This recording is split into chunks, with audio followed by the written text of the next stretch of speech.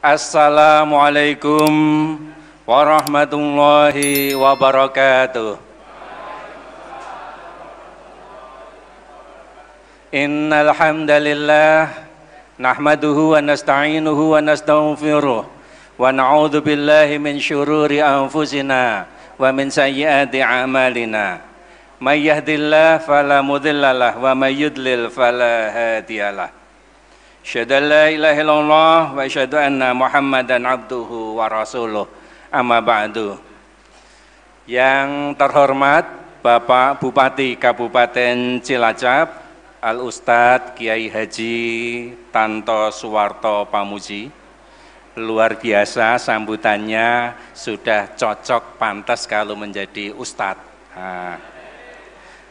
Nanti kalau sudah purna jabatan, Bapak bisa menjadi pimpinan Persyarikatan Muhammadiyah, bergabung dengan bapak-bapak yang lainnya.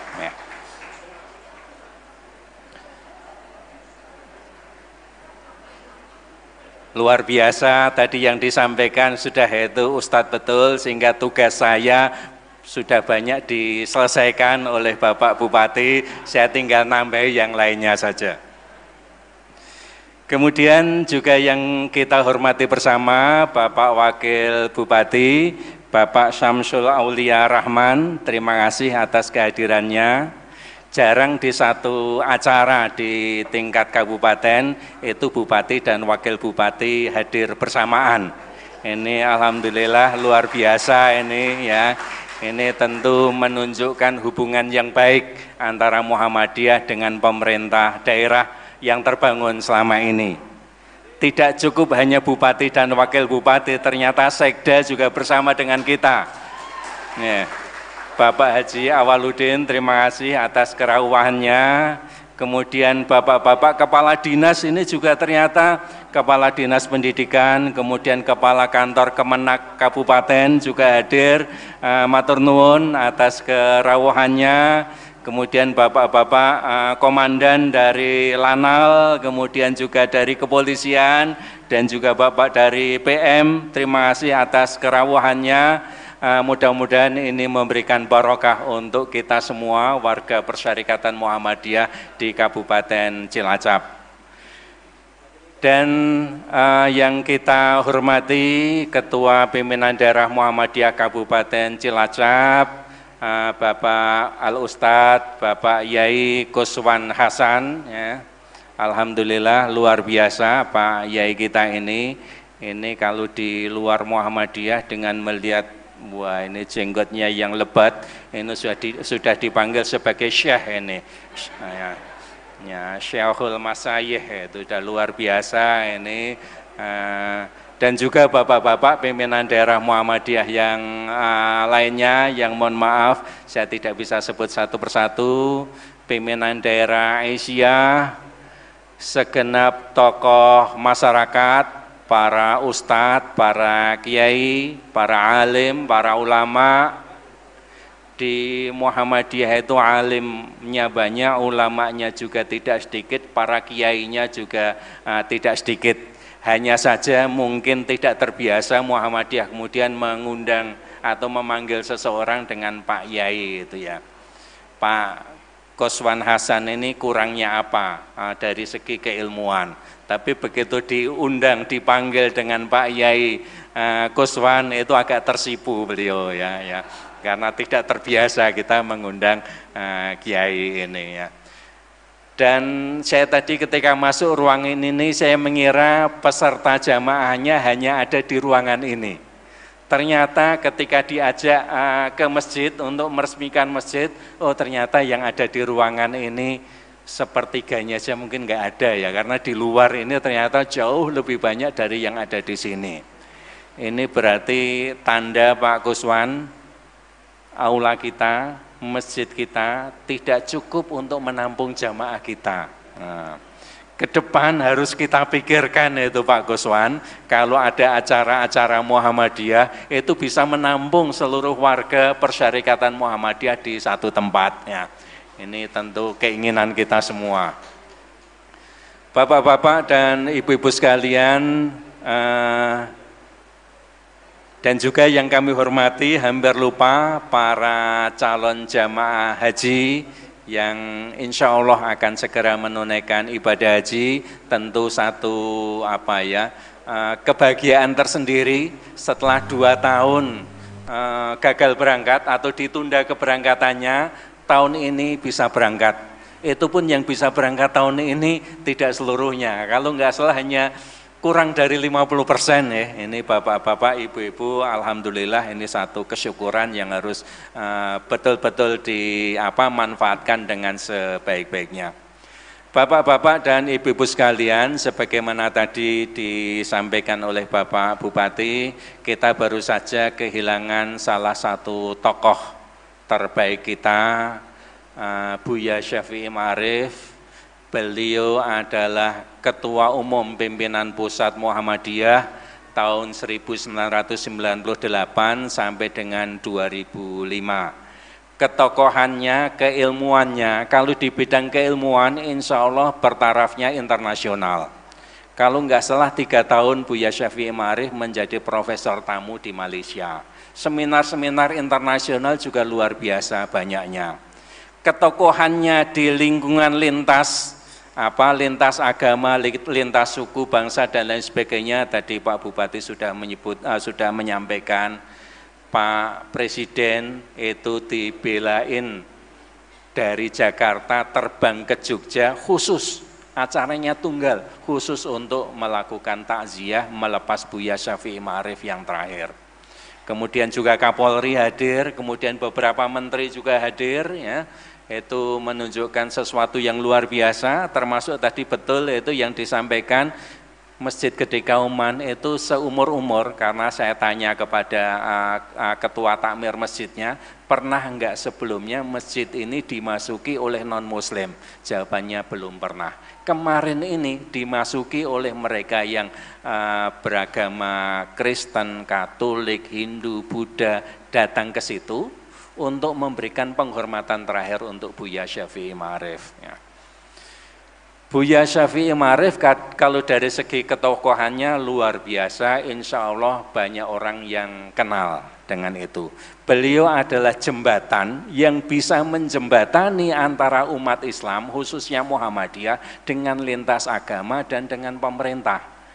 Ketika politik kemarin agak memanas, politik aliran dan lain sebagainya, banyak yang kemudian apalagi pasca Pilpres itu ya, yang kemudian menjadi terkotak-kotak. Buya Syafi'i Ma'arif tampil untuk bisa menjembatani hubungan baik antar agama, termasuk juga hubungan dengan pemerintah. Ini orang yang agak jarang yang seperti ini, bahkan karena untuk menjembatani ini tidak sedikit warga Muhammadiyah yang tempo hari agak sinis, ya, agak mencemooh Buya Syafi'i Ma'arif. Tetapi dari lubuk hati yang paling dalam, beliau ini adalah orang yang luar biasa. Sampai akhir hayatnya, Buya Syafi'i itu menempati satu rumah yang dulu dikredit ketika awal jadi dosen, ketika pulang pertama kali dari studi di Amerika, dikredit dan baru 15 tahun kemudian rumah ini lunas. Dan setahu saya rumahnya belum pernah direhab, ya, belum ada pengembangan dari rumah itu. Buya Syafi'i Ma'arif sampai akhir hayatnya enggak punya pembantu, ya luar biasa. Kemana-mana jarang pakai sopir, selalu nyoper sendiri. Ya tentu sebelum masa udzur ya, setiap pagi, hampir setiap pagi itu sepedaan. Kalau makan ya biasa di angkringan, kalau tidak angkringan ya di warung bakso pinggir jalan bersama dengan rakyat yang lain. Dan ini sesuatu hal yang luar biasa. Buya Syafi'i memang kalau dari segi harta beliau tidak silau. Kalau dari segi kemungkinan, kemarin dari staf kepresidenan itu menyampaikan dulu Buya Syafi'i Ma'arif itu pernah ditawari untuk menjadi komisaris utama salah satu BUMN yang besar. Insya Allah kalau jadi komisaris utama itu ya lumayan lah penghasilannya, ya lumayan. Ya. Tapi Buya Syafi'i Ma'arif ketika bertanya pekerjaannya apa, rapatnya berapa kali sebulan atau setahun dan lain sebagainya. Ketika dijelaskan itu Buya Syafi'i kemudian mundur teratur. Karena menganggap kalau saya dapat penghasilan dari situ, ini berarti saya makan gaji buta gitu itu. Luar biasa itu ya. Pernah juga Buya Syafi'i dulu ketika menjadi One Team Press, Dewan Pertimbangan Presiden, pertama kali yang ditawari untuk menjadi ketua dewan itu adalah Buya Syafi'i. Tapi Buya Syafi'i juga tidak berkenan, tidak bersedia. Terakhir, ketika Buya Syafi'i Ma'arif meninggal dunia, sebenarnya Buya Syafi'i Ma'arif itu punya hak untuk dimakamkan di Taman Makam Pahlawan Kalibata. Karena beliau pernah mendapatkan penghargaan penghargaan Mahaputra Utama. Nah, punya penghargaan itu sehingga berhak untuk dimakamkan di sana. Kemarin juga dari Istana Kepresidenan mengingatkan kita di PP Muhammadiyah, Buya Syafi'i punya hak di sana. Tapi Buya Syafi'i Ma'arif ingin bahkan di akhir hayatnya, setelah kematiannya, itu selalu bersama-sama dengan rakyat. Selalu bersama-sama dengan warga Persyarikatan Muhammadiyah. Beliau berwasiat untuk dimakamkan di makam Muhammadiyah di Donomulyo, Nanggulan, Kulon Progo. Ini sesuatu yang luar biasa bagi teladan dari Buya Syafi'i Ma'arif. Dan ini keteladanan kesederhanaan dari beliau. Dari segi kualitas intelektual, kualitas pribadi, lintas agama dan lain sebagainya, beliau adalah tokoh utama. Tapi dari segi kesederhanaannya, mungkin orang tidak ngira kalau beliau ini adalah tokoh, karena yang dia miliki hanya biasa-biasa saja. Tapi mungkin juga begini, ini salah satu karakter dari orang Muhammadiyah. Orang Muhammadiyah itu kan melihat kehidupan dunia, ya.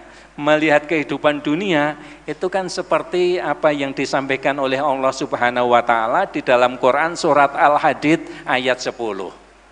I'lamu annamal hayatad dunya la'ibun wa lahwun. Ketahuilah bahwasanya sesungguhnya kehidupan dunia ini adalah permainan dan sendaguro. Kemudian di akhir ayat itu ditutup dengan wamal hayatud dunya illa mataul ghurur, dan tidaklah kenikmatan dunia kecuali hanya mataul ghurur, dan tidaklah kehidupan dunia kecuali hanya mataul ghurur, kenikmatan yang melalaikan. Ini bagi Muhammadiyah betul-betul menjadi salah satu doktrin yang luar biasa, yang kemudian menyebabkan, ini saya kira salah satu kunci ya, kenapa amal usaha Muhammadiyah sekarang berkembang pesat di mana-mana. Yang saat ini perkembangannya luar biasa itu amal usaha yang dikelola oleh ibu-ibu Aisyah. TKA Badan PAUD kita itu sekarang angkanya sudah melampaui 40.000 di tingkatan nasional di Indonesia, melampaui 40.000. Nah, luar biasa kalau dari segi jumlah itu. Kemudian SD, SMP, SMA, madrasah ini juga berkembang. 5 tahun yang lalu ketika Muktamar Muhammadiyah di Makassar, pesantren Muhammadiyah dilaporkan baru ada 80 sekian, kurang dari 100. Terakhir ketika tahun kemarin acara Tanwir dilaporkan pesantren kita jumlahnya sudah di atas 300, hampir 400. Pertambahan jumlah yang luar biasa. Ketika 5 tahun yang lalu universitas kita itu jumlahnya baru 40. Sekarang jumlahnya universitas ada 73 yang universitas. Sementara kalau perguruan tinggi yang non universitas termasuk STIE yang kita miliki di Cilacap ini, itu sekarang jumlahnya ada 173. Ya alhamdulillah jumlahnya. Ada perkembangan yang signifikan. Bahkan mungkin ada di satu wilayah, satu daerah, satu cabang, satu ranting yang jumlah orang Muhammadiyah hanya sedikit, tetapi memiliki amal usaha, memiliki SD, memiliki SMP, memiliki PAUD, TKA dan lain sebagainya, ada seperti itu. Nah, salah satu sebabnya, latar belakangnya adalah cara pandang Muhammadiyah terhadap yang pertama fungsi manusia, yang kedua adalah apa itu kehidupan dunia, konsep tentang kehidupan dunia. Kalau cara pandangnya terhadap fungsi manusia, Muhammadiyah meyakini bahwasanya manusia hidup di muka bumi ini tujuannya dua. Yang pertama adalah Adzariyat 56, Qul inna sholati wa nusuki wa mahyaya wa mamati lillahi rabbil alamin. Katakanlah sesungguhnya sholatku, ibadahku, hidupku, matiku semuanya adalah lillahi rabbil alamin. Hanya untuk Allah Tuhan semesta alam. Sehingga karenanya semua hidup orang Islam itu didedikasikan pengkhidmatannya kepada Allah Subhanahu wa taala.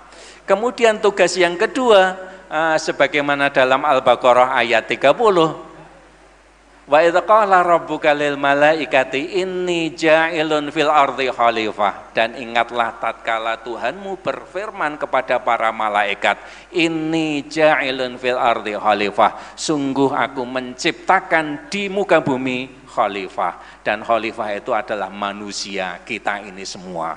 Khalifah, khalifatullah, wakil Allah di muka bumi yang memiliki tugas menciptakan rahmatan lil alamin. Sehingga karenanya tugas kita adalah menciptakan rahmatan lil alamin. Tolak ukur dari rahmatan lil alamin adalah khairun nas anfa'uhum linnas. Sebaik-baik manusia adalah orang yang paling banyak memberikan manfaat untuk manusia yang lain.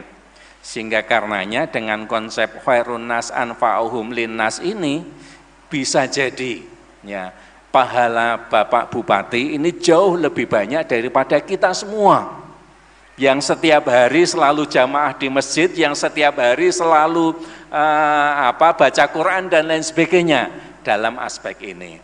Tapi Muhammadiyah selalu memandang dua tugas ini seperti dua sisi mata uang, ya, dua sisi mata uang. Di sisi yang lain adalah hablum minallah, ya, ibadah kita, takorub kita bagus kepada Allah. Di sisi yang lain hablum minan nas, hubungan dengan manusia untuk menjadi khalifatullah fil ard tadi itu. Dua aspek ini selalu berkaitan, sebagaimana juga ibadah kita, dua aspek itu harus juga selalu berkaitan.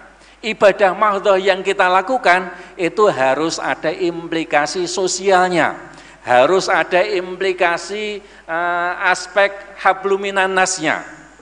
Misalnya sholat, betul kita diajari sholu kama ra'aitumuni usolli, sholat persis seperti yang dipraktekkan dilakukan oleh Nabi.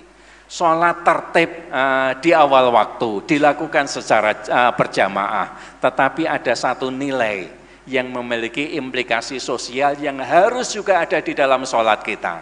Apa itu? Inna sholata tanha anil fahsya'i wal munkar.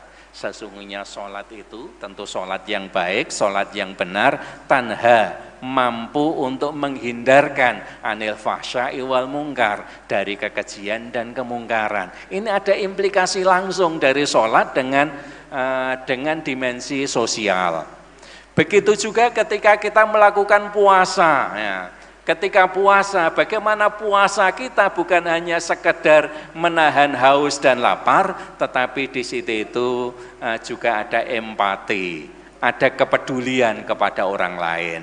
Begitu juga ketika membayar zakat, zakat itu bukan hanya berfungsi ibadah ketaatan kepada Allah untuk dipersembahkan kepada Allah, bukan hanya itu, tetapi zakat juga memiliki fungsi mengentaskan kemiskinan. Haji apalagi, haji itu persatuan dari umat Islam. Jangan sampai berhaji, bahkan hajinya tidak sekali dua kali, tetapi kalau bicara tentang persatuan umat, itu selalu tidak nyambung. Ya. Ini persis seperti cerita para tokoh politik yang ada di Jakarta beberapa waktu yang lalu. Ketika semuanya diajak berbicara tentang persatuan, perlunya bersatunya partai-partai Islam, semuanya sepakat, semuanya enggak ada yang menolak. Tapi begitu sampai kepada siapa yang akan dicalonkan sebagai yang nomor satu, semuanya pengen yang nomor satu. Tidak ada yang pengen nomor 2, tidak ada yang mau ngalah. Nah kalau seperti ini ya persatuannya masih persatuan di atas kertas, masih persatuan ngomong doang ya, tidak bisa seperti itu. Sehingga persatuan ya harus hakiki, harus masuk ke dalam substansi. Bersatu bukan, wong persatuan itu yang penting bukan lesannya ngomong apa kok, tapi yang penting adalah kesediaan kita untuk saling take and give, menerima dan memberi, saling membangun kebersamaan. Nah ini ibadah haji juga penting juga untuk seperti itu ya. Ini dalam segi faham Muhammadiyah tentang fungsi manusia. Sehingga fungsi manusia tadi tidak cukup hanya ibadah, menghabiskan waktunya untuk zikir, untuk berdiam diri di masjid, untuk sholat tahajud, memperbanyak sholat-sholat rawatib, sholat-sholat sunnah dan lain sebagainya. Tidak cukup hanya itu, tetapi juga harus dengan menjadi khalifatullah fil ard ya. Dan ketika menjadi khalifatullah fil ard ini ada salah satu ayat yang saya kira bapak-bapak, ibu-ibu warga Muhammadiyah sudah ingat, sudah paham semua. Al-Hujurat ayat 15. A'udzubillahi minasyaitonirrajim. Innamal mu'minuna alladzina amanu billahi wa rasulihi tsumma lam yartabu wa jahadu bi amwalihim wa anfusihim fi sabilillah ulaika humus shadiqun. Sesungguhnya yang boleh, yang berhak disebut sebagai orang mukmin itu hanyalah orang-orang yang beriman kepada Allah dan Rasul-Nya, semalam yartabu, kemudian dia tidak ragu-ragu lagi di dalam keimanannya tersebut, wajahadu, dan berjihad bi amwalihim wa anfusihim fi sabilillah, dengan harta benda yang dia miliki dan totalitas jiwa yang dipunyai di jalan Allah. Kalau Pak Quraisy Shihab itu memahami al-anfus, itu tidak cukup hanya diartikan sebagai nyawa. Sehingga berjihad itu tidak cukup hanya dengan nyawa saja.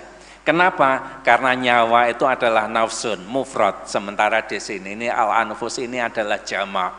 Sehingga al-anfus dimaknai dengan totalitas jiwa yang ada pada diri seseorang. Totalitas jiwa itu ya ada waktu, ada pikiran, ada kehikmatan, ada tenaga, kesempatan, di samping nyawa itu sendiri. Sehingga karenanya totalitas jiwa inilah yang dipakai untuk berjihad. Sehingga bapak-bapak dan ibu-ibu sekalian dalam melaksanakan tugas sebagai khalifatullah fil ard harus dilakukan dengan bersungguh-sungguh, dengan jihad. Dan jihadnya Muhammadiyah adalah dengan membesarkan amal usaha, dengan memperbanyak, memaksimalkan fungsi Muhammadiyah untuk memberikan manfaat bagi masyarakat sekitarnya. Jihad bagi Muhammadiyah tidak perlu pergi ke Syria, tidak perlu pergi ke Ukraina, tidak perlu pergi ke daerah-daerah yang konflik, tidak perlu. Tapi jihad bagi Muhammadiyah adalah mengerahkan segenap upaya agar amal usahanya maju, agar bisa memberikan manfaat yang besar untuk masyarakat dan bangsa. Itu model jihadnya Muhammadiyah. Hari ini kita bertepatan dengan tanggal 1 Juni, Hari Kesaktian Pancasila. Hari lahir Pancasila, mohon maaf nggih, Miss, hari lahir Pancasila. Muhammadiyah ikut serta dalam kelahiran Pancasila ini, dan Muhammadiyah berkomitmen ya untuk terus memelihara Pancasila kita ini sebagai dasar negara kesatuan Republik Indonesia. Karena keyakinan ini, maka ketika Muktamar Muhammadiyah 2015 di Makassar yang lalu, Muhammadiyah semakin mengokohkan, semakin memperkuat jati dirinya bahwa negara Pancasila itu adalah darul ahdi wa syahadah, merupakan negara hasil konsensus dari seluruh anak bangsa yang Muhammadiyah memiliki kewajiban untuk mentaati konsensus tersebut. Sehingga karenanya orang Muhammadiyah tidak pernah berpikiran dan juga tidak boleh berpikiran, tidak boleh mengikuti kalau ada faham-faham yang ingin mendirikan khilafah Islamiyah, faham-faham yang ingin mendirikan negara Islam, atau faham-faham yang ingin mendirikan kerajaan Islam. Entah itu namanya ISIS, entah namanya Daulah Islamiyah, namanya negara Islam dan lain sebagainya, tidak boleh. Ya, Muhammadiyah tidak punya pikiran dan tidak boleh punya pikiran karena Muhammadiyah sudah terikat dengan komitmen bersama antar seluruh anak elemen bangsa untuk menggunakan negara kesatuan Republik Indonesia yang berdasarkan kepada Undang-Undang Dasar 45 dan berfalsafahkan Pancasila ini sebagai negara tempat kita mewujudkan baldatun thayyibatun warabun ghafur. Ya, baldatun thayyibatun warabun ghafur kita usahakan semaksimal mungkin lewat negara yang sudah ada ini. Sehingga karenanya proses dakwah, proses perbaikan dan lain sebagainya kita ikuti aturan negara kesatuan Republik Indonesia yang sah.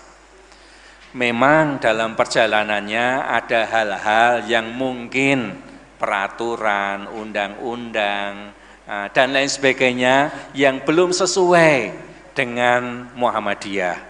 Nah, tugas Muhammadiyah adalah memperjuangkan agar bisa sesuai. Misalnya kalau ada undang-undang yang tidak sesuai, kita lakukan judicial review. Kalau ada perda yang tidak sesuai, kita usahakan untuk bisa ketemu dengan DPR, dengan pemerintah daerah dan lain sebagainya, dengan cara-cara yang memang diperbolehkan, dengan cara-cara yang diperkenankan oleh peraturan perundangan yang berlaku. Nah, ini untuk negara kesatuan Republik Indonesia. Bapak-bapak dan ibu-ibu sekalian, kemudian cara pandang kita warga Muhammadiyah terhadap kehidupan ini seperti tadi yang terdapat di dalam Al-Hadid tadi itu ayat 10, i'lamu annamal hayata dunya la'ibun walahwun. Ketahuilah bahwasanya kehidupan dunia ini hanya permainan dan sendaguro. Wa mal hayatud dunya illa mataul ghurur, dan tidaklah kehidupan dunia kecuali kesenangan yang melalaikan. Bapak-bapak, ibu-ibu yang sudah senior, yang usianya sudah di atas 60 tahun, mungkin pernah mengalami naik turunnya, jatuh bangunnya. Ketika keadaan sehat, ketika keadaan harta bendanya sedang banyak, seakan-akan apapun bisa dia lakukan, seakan-akan apapun bisa dia capai. Tapi ketika seiring pertambahan umur, ketika ekonomi tidak sebagus dulu, ketika kesehatan sudah mulai, entah itu yang asam urat, entah itu yang gula darahnya tinggi, yang tensinya tinggi, yang kalau pulang dari kegiatan masuk angin, habis kegiatan harus pijetan dan lain sebagainya, mulai merasakan bahwa kenikmatan dunia ini tidak abadi, kenikmatan dunia ini tidak selamanya. Sehingga karenanya ada kenikmatan yang lebih abadi, yaitu kenikmatan di akhirat. Ya, kenikmatan di akhirat. Tapi cara pandang Muhammadiyah tidak seperti cara pandang para kaum sufi yang eskapis, yang kemudian menganggap kehidupan dunia ini sebagai kehidupan yang menjijikkan, sebagai kehidupan yang harus ditinggalkan. Tidak seperti itu. Muhammadiyah memandang kehidupan dunia ini sebagai medan laga, medan tempur antara kebaikan melawan kemungkaran, antara ahlu taqwa dan ahlul hawa. Pertempuran yang abadi, seseorang kalau bisa selamat dari kehidupan dunia, hidup di dunia, kemudian berproses, kemudian berkembang, kemudian menikmati kehidupan dunia, tapi tidak pernah melalaikan kehidupan dunia, maka dia akan menjadi ahlu taqwa.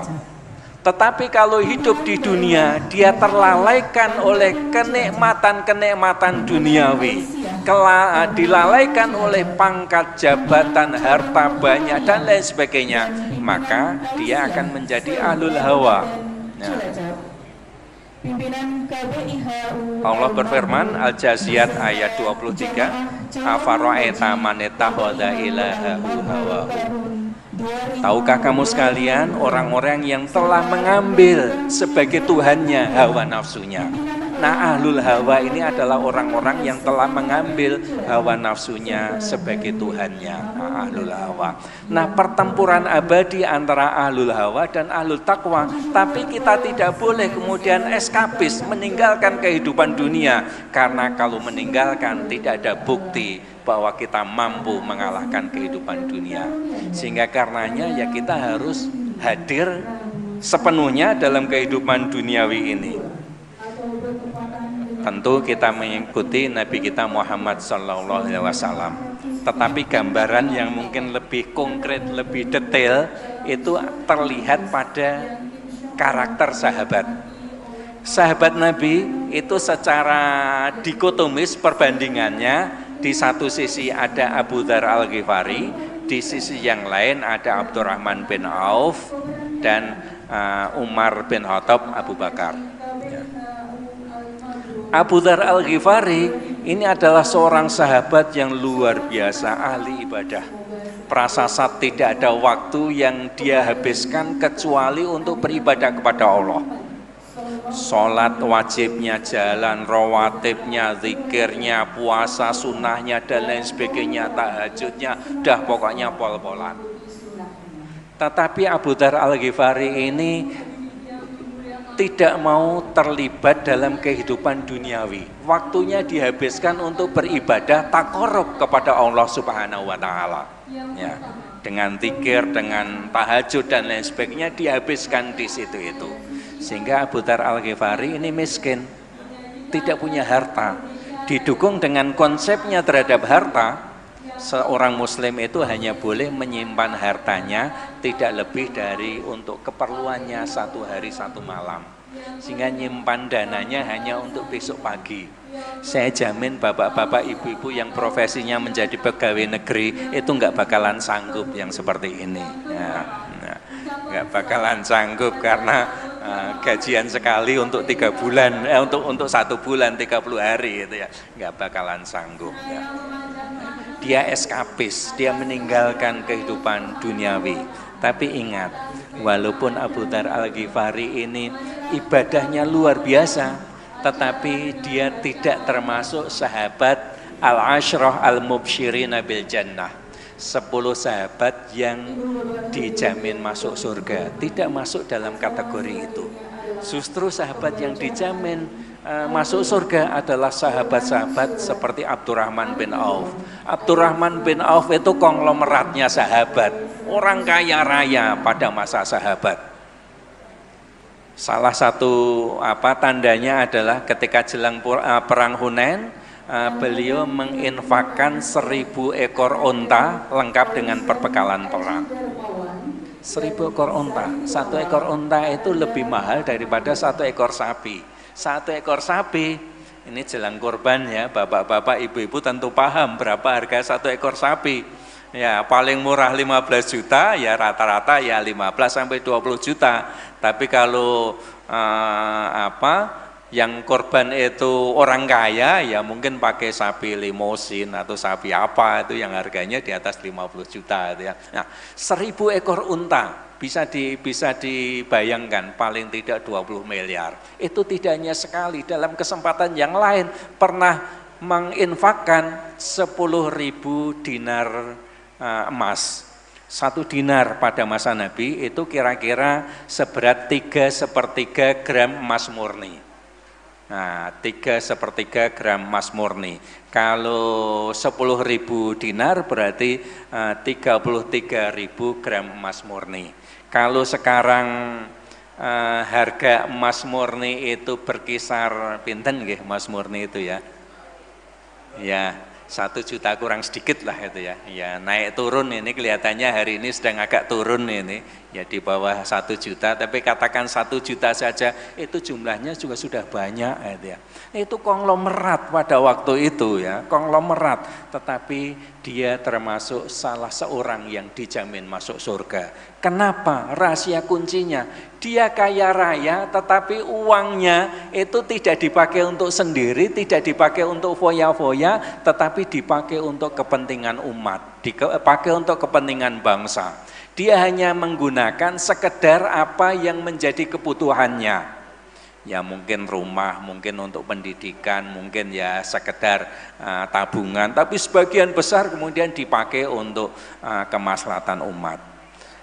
Abu Bakar As-Siddiq, Umar bin Khattab itu adalah para kepala negara, khalifah yang kekuasaannya sudah jauh sangat luar biasa. Ketika masa Umar bin Khattab, ya, kekuasaan khalifah itu kalau dibandingkan dengan sekarang itu kira-kira sudah sama dengan 10 negara yang ada di Timur Tengah itu.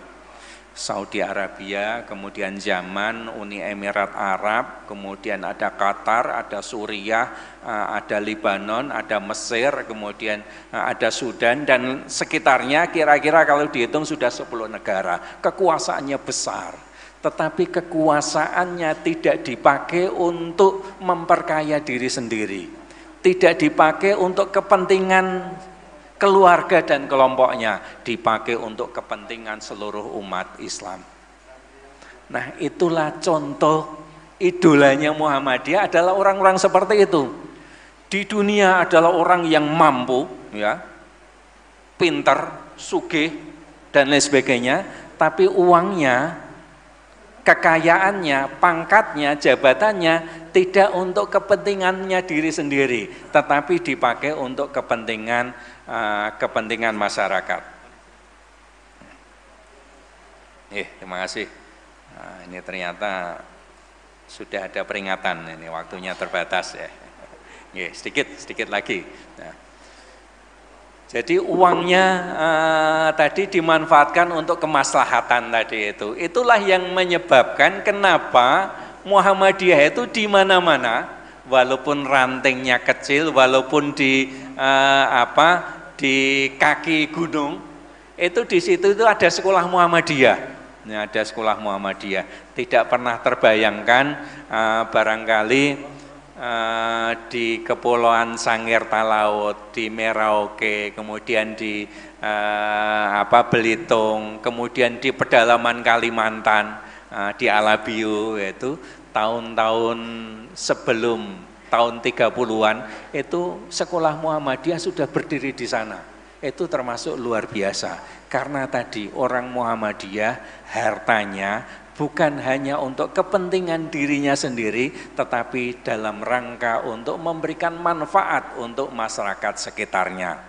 Betul, memang tadi yang disampaikan oleh Bapak Bupati, ternyata Pak Bupati juga fasih juga, paham juga tentang Muhammadiyah, karenanya memang tadi cocoklah untuk nanti segera bergabung dengan Muhammadiyah Pak Bupati.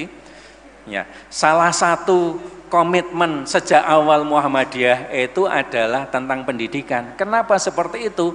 Ketika Muhammadiyah hadir, ketika Kiai Haji Ahmad Dahlan hadir tahun 1912, Kiai Dahlan melihat umat Islam di Indonesia itu bodoh-bodoh. Karena kalau nggak bodoh nggak mungkin dijajah oleh Belanda sampai 3 abad. Kemudian miskin-miskin, sudah miskin-miskin banyak yang penyakitan. Dan tentu faham keagamaannya belum faham keagamaan yang baik. Nah, karena kondisinya seperti itu, padahal dalam doktrin kita, doktrin agama kita, al-yauma akmaltu lakum dinakum dan seterusnya, itu kan diterjemahkan dengan al-islamu ya'lu wa la yu'la alaih. Islam itu tinggi dan tidak ada yang melebihi dari ketinggian Islam. Tapi kondisi orang Islam, al-islamu mahjubun bil muslimin. Kemuliaan Islam tertutupi oleh kebodohan-kebodohan orang-orang yang beragama Islam tadi itu. Sehingga karenanya gimana kita untuk mendirikan untuk memintarkan anak bangsa, terutama orang-orang Islam, sehingga komitmennya sejak awal adalah di bidang pendidikan. Komitmen di bidang pendidikan didukung oleh faham keagamaan yang seperti tadi itu, ya, fungsinya sebagai khalifatullah fil ard, kemudian harus berjihad bersungguh-sungguh untuk memberikan manfaat yang maksimal, ya. Kemudian juga ini termasuk amalan prioritas, karena idza matal insan in qata amaluhu illa min thalathin, itu juga salah satu yang sudah kita pahami. Kalau manusia mati semua amal kebajikannya terputus kecuali 3, waladun sholihun yad'u lahu, amal jariyah, kemudian ilmin yuntafa'u bi. 3 hal tadi itu yang terus kemudian akan memberikan kepada kita, ya, kepada kita pahala walaupun kita sudah mati. Termasuk tadi di masjid saya sampaikan juga, bapak-bapak, ibu-ibu, amal jariyah dari para pendahulu kita jangan sampai terputus, jangan sampai selesai di periode kita. Jangan sampai ada amal usaha yang mati, yang tidak bisa berlanjut di periode kita. Itu kita termasuk punya dosa di situ itu kalau sampai mati. Sehingga karenanya ini kewajiban kita untuk terus mengembangkan hal itu. Bapak-bapak dan ibu-ibu sekalian, mudah-mudahan Allah memberikan kekuatan bagi kita seluruh jamaah warga Muhammadiyah di dalam melaksanakan tugasnya sebagai Khalifatullah fil ard untuk memberikan manfaat yang sebanyak-banyaknya bagi warga masyarakat dan bisa menciptakan baldatun thayyibatun wa rabbun ghafur lewat negara kesatuan Republik Indonesia kita. Lanjut doa. Nggih. Baik, bapak-bapak dan ibu-ibu sekalian, karena permintaan dari panitia, mari kita akhiri majelis pengajian pada hari ini dengan memanjatkan doa kehadirat Allah Subhanahu wa taala. Alhamdulillahirabbil alamin, hamdan yuwafi ni'amahu wa yukafi mazidah. Ya Rabbana lakal hamdu kama yanbaghi li jalali wajhikal karimi wa 'azimi sultanik. Allahumma ighfir lil mu'minina wal mu'minat wal muslimina wal muslimat al ahya'i minhum wal amwat innaka sami'un qaribun mujibud da'wat ya qadhiyal hajat. Khususan bagi calon jamaah haji al mabrur, Allahumma ij'al hajjahum hajjan mabruran wa sa'yan mashkuran wa dhanban maghfuran wa tijaratan lan tabur. Allahumma inna nas'aluka salamatan fid din wa afiatan fil jasadi wa ziyadatan fil ilmi wa barakatan fil rizqi wa taubatan qoblal maut wa rahmatan indal maut wa maghfiratan ba'dal maut wa hawwin alaina fi sakaratil maut wa najatan minan nar wal afwa indal hisab. Allahumma afrik alaina sabran wa tsabbit aqdamana wansurna alal qaumil kafirin. Rabbana hab lana min azwajina wa dzurriyyatina qurrata a'yun waj'alna lil muttaqina imama. Rabbana atina fid dunya hasanah wa fil akhirati hasanah wa qina adzabannar. Subhana rabbika rabbil izzati amma yasifun wa salamun alal mursalin walhamdulillahi rabbil alamin. Assalamualaikum warahmatullahi wabarakatuh.